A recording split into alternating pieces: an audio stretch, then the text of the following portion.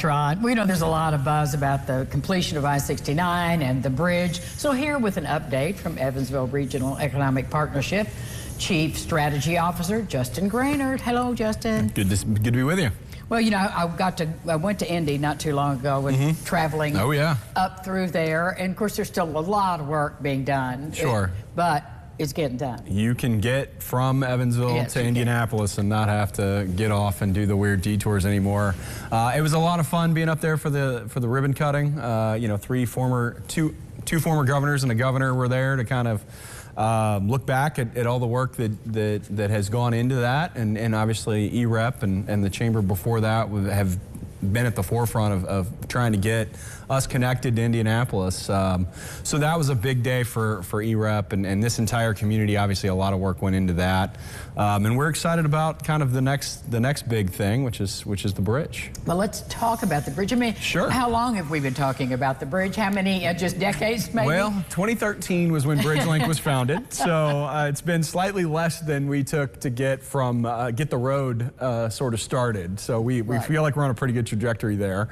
But yeah, we had a big groundbreaking last week. The Indiana portion of the approaches to the bridge are now underway.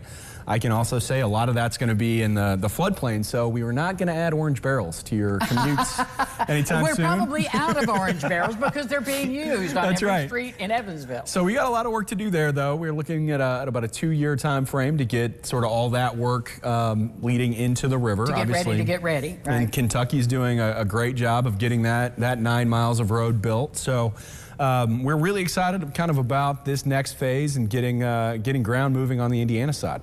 Are there any efforts to accelerate the project, and if so, what are those? Sure. efforts? So we've applied for several federal grants that would supply enough money to move the timeline up. Right now, the bridge is slated to start in 2027 with a completion date of 2031.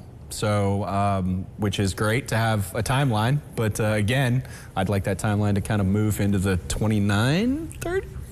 So we're working hard at the federal level with all of our delegation folks representing Indiana and Washington, obviously with KYTC and NDOT as well, to make sure that we are doing everything we possibly can to get this bridge done as soon as possible.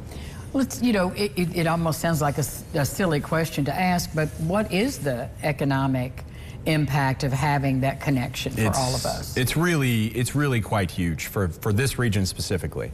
To go from being the 3rd largest state in the country without a direct route to its state capital to now really being a linchpin in the crossroads of Indiana, crossroads of America really, is critical. You can now get basically from Canada to Mississippi once this bridge is done.